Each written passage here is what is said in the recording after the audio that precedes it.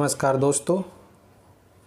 आज एक सामान्य विज्ञान का बहुत अच्छा टॉपिक है जो प्रकाश लाइट, उसके बारे में हम आपसे डिस्कस करना चाहते हैं कि प्रकाश इतना महत्वपूर्ण टॉपिक है दोस्तों, जो हमारे दैनिक जीवन के साथ साथ हमारे जितनी भी एग्ज़ाम कंपटीशन एग्ज़ाम होती हैं, वो कोई भी एग्ज़ाम ले लो, एसएससी, एमटीएस, एलडीसी या अन्य कोई भी जितनी भी एग्ज़ाम है, कम्पिटिटिव एग्ज़ाम है, यहाँ तक कि यूपीएससी, सिविल सर्विसेज एग्ज़ाम, सब में इसका बहुत बड़ा रोल है और इससे बहुत ज़्यादा क्वेश्चन पूछे जाते हैं। तो दोस्तों, इसी के संबंधित में आज आप प्रकाश को जानोगे कि प्रकाश होता क्या है और प्रकाश का दैनिक जीवन में क्या महत्व है, उसके बारे में। इसकी दो घटनाएं होती हैं, जैसे रिफ्लेक्शन है और परावर्तन है और एक अपवर्तन है। दो घटनाओं के बारे में आपको जानकारी दूंगा। तो दोस्तों, ध्यानपूर्वक पूरे लेसन को आप कंप्लीट देखें और जितनी भी आपको जानकारी इसमें प्राप्त करनी है वो आपको कॉम्पिटिटिव एग्ज़ाम के थ्रू आप प्राप्त कर सकते हैं। तो देखो दोस्तों, प्रकाश क्या है? तो प्रकाश एक ऊर्जा का रूप है जो हमारी दृष्टि के लिए, एक संवेदन के लिए बहुत उत्तरदायी है। Light is energy responsible for sense of vision. इसकी दो प्रकार की प्रवृत्ति होती है। इसकी हमेशा प्रकाश की दो प्रकार की प्रवृत्ति होती है। द्वैत प्रकृति में हमेशा चलता है। एक होता है ये जैसे तरंग के रूप में, एक तरंग के रूप में चलता है, दूसरा ये कण के माध्यम से चलता है। दो प्रकार की इसकी द्वैत प्रवृत्ति हमेशा मानी जाती है। ये जो कण है वो बहुत छोटे छोटे से कण हैं, इनको फोटॉन्स कहते हैं। तो इस प्रकार से कण की जो प्रकाश की है वो हम गति मान सकते हैं। तो जो प्रकाश की गति है, इसको सबसे पहले कण के रूप में जो माना था वो आइंस्टाइन ने माना था, अल्बर्ट आइंस्टाइन। देखो, अल्बर्ट आइंस्टाइन का हमारे जो प्रकाश का है या दैनिक जीवन में बहुत बड़ा उपयोग है। उसके जितने भी जो सिद्धांत है, जो उसने पढ़ाया था, उससे हमारे दैनिक जीवन में बहुत बड़ा एक चेंजेज आया, परिवर्तन आया। तो अल्बर्ट आइंस्टाइन ने ही सबसे पहले ये बताया। उसने एक प्रयोग किया था, प्रकाश विद्युत प्रभाव, photo electric effect. Photo electric effect को उसके द्वारा, फोटो इलेक्ट्रिक और इफ़ेक्ट के द्वारा ही उसने ये साबित किया कि प्रकाश जो ये है प्रकाश, वो कण के रूप में चलता है। तो और ये जो एक दूसरे के माध्यम में जब चलता है तो एक दूसरे से टकरा कर एक ऊर्जा पैदा करता है।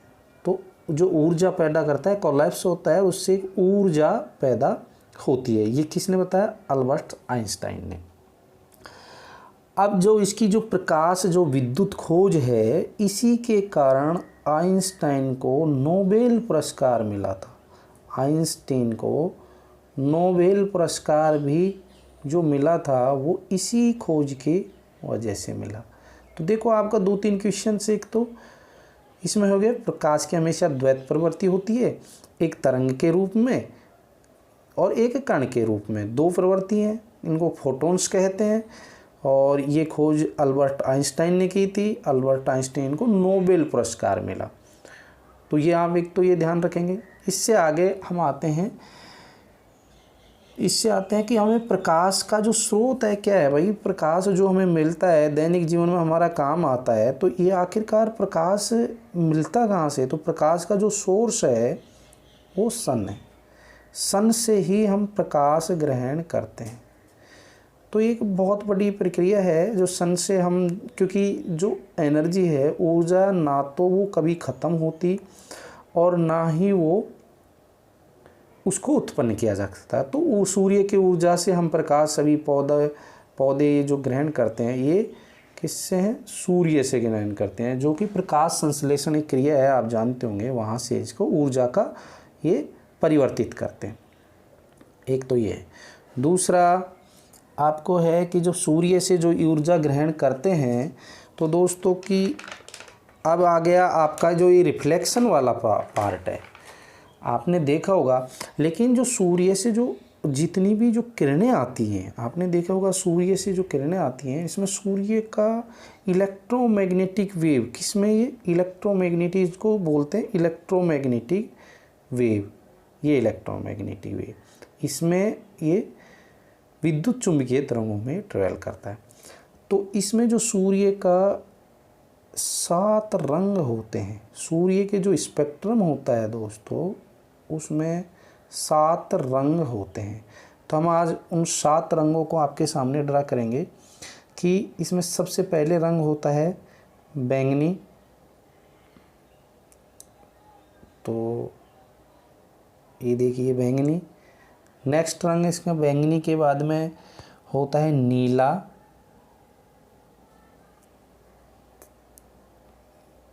बैंगनी के बाद में नीला, तो ये इस टाइप का होगा।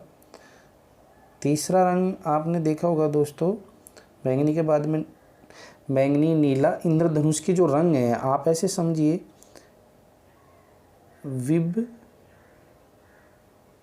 जो विबग्योर है, इस स्पेक्ट्रम में ये हमेशा सूर्य की जो किरणें आती हैं, जो स्पेक्ट्रम होता है विबग्योर के फॉर्म में होता है। इसको आप एक विबग्योर रखिए, और हिंदी में आप याद रखना चाहें तो इसे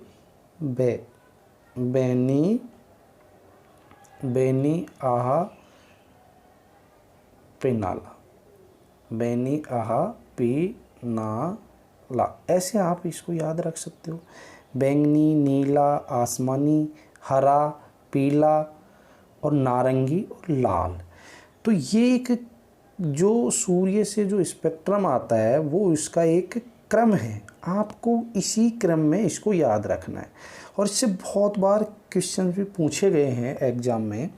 एक बार तो एग्ज़ाम में जो राजस्थान स्टेट में जो आंगनवाड़ी सुपरवाइज़र की एग्ज़ाम हुई थी, उसमें पूछा गया था कि जो सूर्य के जो स्पेक्ट्रम है, उसका इंद्रधनुष में रंगों का क्रम क्या है।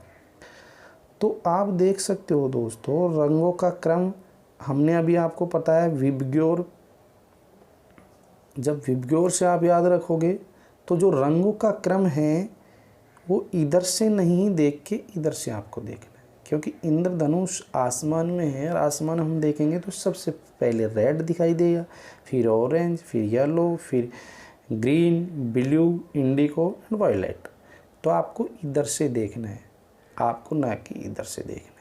लेकिन इनका क्रम आपको इधर से भी याद रखना है, इधर से भी याद रखना है। जैसे आपको क्वेश्चन में पूछा जाए, जिस प्रकार का ऑब्जेक्टिव टाइप आपको मिले, आप हल कर सकते हो। एक तो ये है। दूसरा, आपको अब परावर्तन के बारे में बात करते हैं। परावर्तन के बारे में आपको कि जब भी कोई सूर्य की किरण है, ये देखो परावर्तन है, जब सूर्य की किरण है किसी समतल में आके ऐसे गिरती है, तो जैसे इस दिशा से आके गिरी है, तो सेम उसी में, जैसे वायु है, वायु से आती है और वायु में ही चले जाती है, तो सेम उसी माध्यम में सतह से टकरा कर उसी माध्यम में लौटना, ये प्रकाश का परावर्तन कहलाता है। इसमें एक ये लंब मान सकते हैं आप, लंब में ये एंगल और ये एंगल, ये आई है और ये आर है, दोनों एंगल, ये angle I equal to angle R होता है। ये बहुत महत्वपूर्ण है, इसको आप याद रखोगे कि इसमें एंगल आई और एंगल आर दोनों होते हैं। तो एक तो ये आपको याद रखना है। दूसरा दोस्तों, आप इसमें और ध्यान से देखो कि इस प्रकार से जब आप रख सकते हो, तो ये अभी एक बार कभी भी एग्जाम में पूछा जा सकता है कि एंगल आई, जो जिसको बोलते हैं आपतन कोण, और परावर्तन कोण का मान प्रकाश की किस घटना में बराबर होता है। तो आपको हमेशा याद रखना पड़ेगा परावर्तन की घटना में। कौन सी घटना में दोस्तों? परावर्तन की घटना में। एक आपको ये डेफिनेशन याद करनी पड़ेगी। अब आप देखिए कि दैनिक जीवन में परावर्तन घटना का क्या महत्व है। तो परावर्तन की दैनिक जीवन में एक तो बहुत बड़ा हमारा दैनिक जीवन में है कि किसी भी वस्तु की दिखाई देना परावर्तन की घटना होती है। अब किसी भी वस्तु दिखाई कैसे देती है, यदि कोई 7 रंग होते हैं, इस 7 रंगों में यदि हम रेड रंग को दिखाई देते हैं तो रेड रंग जब दिखाई देखेंगे हम तो 7 रंग को रेड रंग पे स्पेक्ट्रम जाएगा तो सभी रंग को वो अवशोषित कर लेगा, केवल रेड रंग को रिफ्लेक्ट कर देगा, उसको परावर्तित करता है, बाकी को अवशोषित कर लेता है, इसलिए रेड दिखाई देती है। अभी यदि हम ग्रीन देखेंगे इसमें तो ग्रीन रंग में तो ग्रीन को वो परावर्तित करता है, बाकी को वो अवशोषित कर लेता है। अब यदि आप एक और सोचिए, किसी वस्तु को यदि ब्लू है और ब्लू पर आप रेड डाल रहे हो इधर से, तो क्या दिखाई देगी? कभी नहीं दिखाई, ब्लैक दिखाई देगा। दूसरा आप देखिए, प्रकाश का किसी भी वस्तु में जिस रंग की है उस रंग में प्रकाश में और श्वेत रंग में उसी प्रकार की दिखाई देती है। दो ही परिस्थिति में दिखाई देगी, या तो जिस रंग में हो या सफ़ेद रंग में उसी प्रकार की दिखाई देगी। बाकी रंग में इसलिए ये काली दिखाई देता है, बाकी रंग में प्रकाश काली दिखाई देती है। एक तो आपको ये ध्यान रखना है दोस्तों। दूसरा, प्रकाश की परावर्तन की सतह से ग्रह का चमकीला दिखाई देना। एक ये जो ग्रह का चमकीला दिखाई देना, ये भी प्रकाश की एक घटना है। तो और आगे हम देखते हैं दोस्तों, और आगे देखिए, किसी वस्तु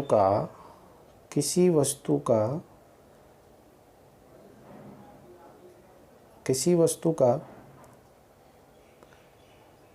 चमकीला या ज़्यादा चमकीला दिखाई देना भी ये परावर्तन की घटना है। जैसे जूते की पॉलिश, मेकअप, डेंटिंग, पेंटिंग, समतल का, क्योंकि जब आप जूते की पॉलिश करते हो तो समतल को ज़्यादा सपाट कर देते हो। ज़्यादा सपाट या समतल होने से प्रकाश का ज़्यादा परावर्तन होगा और वस्तु हमें चमकीली दिखाई देगी।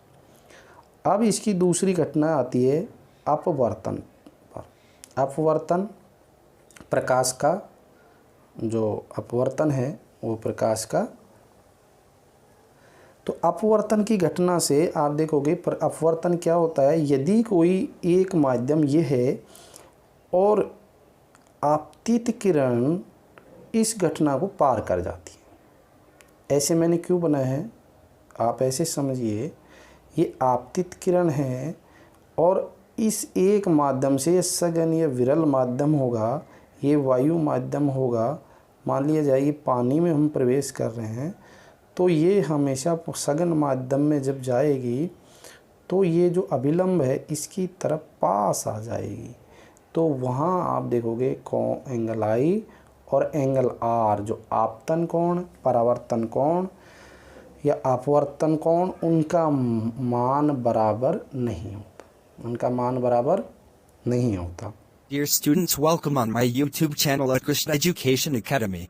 Please subscribe my channel and press bell icon so that notification reach you on time. Press like button. So dear students, let's start. तो ये देखिए, एंगल आई और एंगल आर जब पारदर्शी माध्यम में जाते हैं तो इनका मान बराबर नहीं होता। प्रकाश का एक माध्यम से दूसरे माध्यम में प्रवेश करने पर अपने पथ से विचलित हो जाना है, क्योंकि वो माध्यम या तो सघन है या विरल माध्यम है। सघन माध्यम में पदार्थ के अणुओं में सघनता रहेगी और विरल माध्यम में पदार्थ के अणुओं का दूर दूर होना, जैसे जल है, कांच है, वायु है, निर्वात है, इनमें विरल माध्यम होता है। तो यहाँ ये एंगल बराबर नहीं होंगे। दूसरा, इनका दैनिक जीवन में उपयोग क्या है। देखिए, जब प्रकाश की किरण विरल माध्यम से सघन माध्यम में प्रवेश करती है तो अभिलंब की तरफ झुक जाती है, और जब सघन से विरल में आती है तो अभिलंब से, जब सघन है, मान लिया जाए इधर सघन से हम आएंगे तो ये विरल इससे अभिलंब से दूर जाएगी, ऐसे दूर चला जाएगी। ये अभिलंब है, इससे ये दूर चले जाएगी। यही घटना है बता रहा है। इसका उपयोग क्या होता है, इसका उपयोग आप देखिए दोस्तों, इसका उपयोग देखिए, तारों का टिमटिमाना, पानी में डूबी हुई छड़ का मुड़ा हुआ दिखाई देना, और पानी में डूबी वस्तु का ऊपर उठाए दिखाई देना। और ये सारी घटनाएं आपने देखी होगी। इसका जब जो तारा है हमारा सौरमंडल में जब देखते हैं तो टिमटिमाते हुए दिखाई हमें देते हैं। तारा कैसे दिखाई देंगे? टिमटिमाते हुए दिखाई देंगे। दूसरा, जब पानी की सतह आपने देखा होगा, पानी में यहाँ जो सतह दिखाई देती है तो वो एक माध्यम से दूसरे माध्यम प्रवेश करने का जो इसका धरातल है वो हमेशा ऊपर उठा दिखाई देगा, एग्जैक्ट पोजीशन में नहीं रहेगा। तो अगर पानी में पृथ्वी पर वायुमंडल नहीं हो तो दिन में अवधि में हमेशा कमी आ जाएगी वायुमंडल की वजह से, क्योंकि प्रकाश का सूर्यास्त से पहले और सूर्यास्त के बाद दोनों में बना रहना ही एक अपवर्तन की घटना है। तो इस प्रकार से बहुत सारे क्वेश्चंस एग्जाम में पूछे गए हैं। पानी की जैसे छड़ वाला होता है, तारों का टिमटिमाने की घटना होती है, ये सारे दैनिक जीवन के उपयोग के में भी की दृष्टि से प्लस एग्ज़ाम की दृष्टि से भी बहुत महत्वपूर्ण टॉपिक है। इसके बारे में हमने आपको बताया। कुछ और आपको इससे पता करना है, इससे संबंधित है सामान्य ज्ञान के बारे में, तो आगे हम दूसरा इसका जो स्लाइड लेके आएंगे उसमें आपको बताएंगे।